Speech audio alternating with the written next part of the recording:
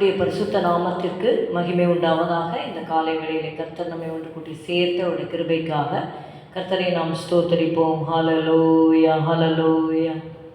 உங்க நாமம் உயரணும், இன்று மேன்மை அடையணும், பாடுவேன் பாடுவோம் அல்லேலூயா, அல்லேலூயா, அல்லேலூயா. யாவே அல்லேலூயா, அல்லேலூயா,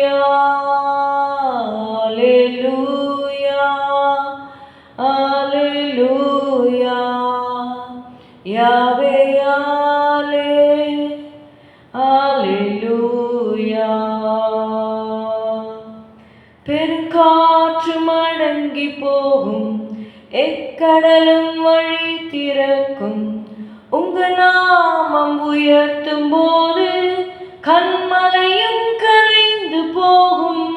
பெருங்காற்று மடங்கி போகும், எக்கடலும் வழி திறக்கும், உங்க நாமம் உயர்த்தும் போது கண்மலையும் கரைந்து போகும்.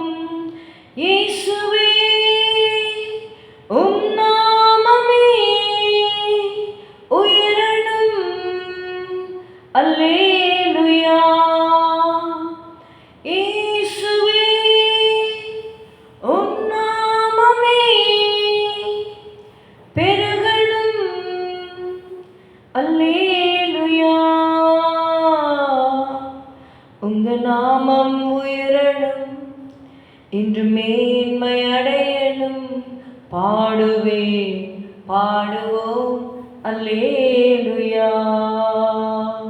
சிங்கத்தின் கேவியிலும் தீச்சூளை நடுவிலும் உங்க நாமம் உயர்த்தும் போது சேதங்கள் அணுகிடாது. சிங்கத்தின் கேவியிலும் தீச்சூளை நடுவிலும் உங்க நாமம் உயர்த்தும் போது சேதங்கள் அணுகிடாது. இயேசுவே உம் நாமமே உயரணும், அல்லேலூயா. இயேசுவே உம் நாமமே பெருகணும், அல்லேலூயா. உங்க நாமம் உயரணும், இன்று மேன்மை அடையணும், பாடுவேன் பாடுவோம் அல்லேலூயா. மத்தேயு 4வது அதிகாரம் 17வது வசனம். அது முதல் இயேசு, மனம் திரும்புங்கள், பரலோக ராஜ்யம் சமீபித்திருக்கிறது என்று பிரசங்கிக்க தொடங்கினார். Let's turn our Bibles to Matthew chapter 4 and verse 17. From that time Jesus began to preach and to say, repent, for the kingdom of heaven is at hand. Repentance is the doorway to the kingdom. தேவனுடைய ராஜ்யத்திற்கு உள்ளே பிரவேசிக்க வேண்டுமானால் மனம் திரும்பி நாம் பாவ மன்னிப்புக்கென்று இயேசு கிறிஸ்துவின் நாமத்தினாலே ஞானஸ்நானம் பெற்றுக்கொண்டு அந்த ராஜ்யத்திலே பிரவேசிக்க வேண்டியதாக இருக்கிறது. இயேசு சொன்னால், ஒருவன் ஜலத்தினாலும் ஆவியினாலும் பிறவாவிட்டால் தேவனுடைய ராஜ்யத்தில் பிரவேசிக்க மாட்டான் என்று மெய்யாகவே மெய்யாகவே உங்களுக்கு சொல்லுகிறேன் என்று சொல்லி யோவான் 3வது அதிகாரம் 5வது வசனத்திலே நாம் வாசிக்கிறோம். ஒருவன் ஜலத்தினாலும் ஆவியினாலும் பிறவாவிட்டால் தேவனுடைய ராஜ்யத்தில் பிரவேசிக்க மாட்டான் என்று மெய்யாகவே மெய்யாகவே உனக்கு சொல்லுகிறேன். ஆனால் ஞானஸ்நானம் எடுப்பதற்கு முன்பாக அந்த மனம் திரும்புதல் என்பது நமக்கு அவசியமாக இருக்கிறது. Jesus begins his ministry not with miracles but with a call to repentance. மனம் திரும்புங்கள் என்று சொல்லி அவர் இயேசு பிரசங்கித்ததை நம்ம பார்க்கிறோம். The kingdom is near and urgent. இயேசு பிரசங்கிக்கும்போது சொன்னார், for the kingdom of heaven is at hand.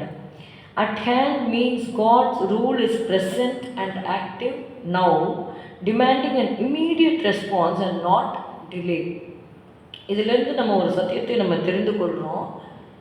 கர்த்தருடைய வார்த்தை வரும்பொழுது வெளிப்படுத்தின விசேஷத்தில் அநேக முறை நம்ம பார்க்குறோம், காதுள்ளவன் கேட்க கடவன்.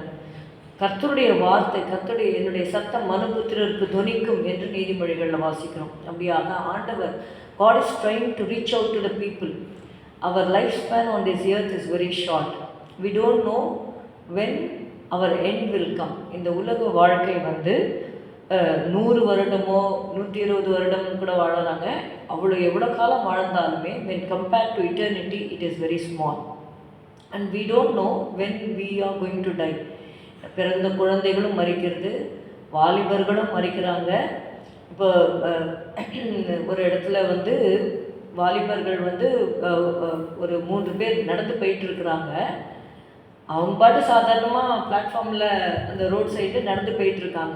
சடனாக ஒரு மாடு திடீர்னு போய் ஒருத்தரை முட்டி காயப்படுத்தி கீழே தள்ளி விட்டுட்டு போயிடுச்சு. அந்த அந்த நபரை கொண்டு போய் ஹாஸ்பிட்டல் அட்மிட் பண்ணாங்க. ஆனால் அவர் சிகிச்சை பலன் இல்லாமல் அவர் உயிரிழந்தார் என்று சொல்லி நியூஸ் வந்திருக்கு. அப்போது death comes in an unexpected time.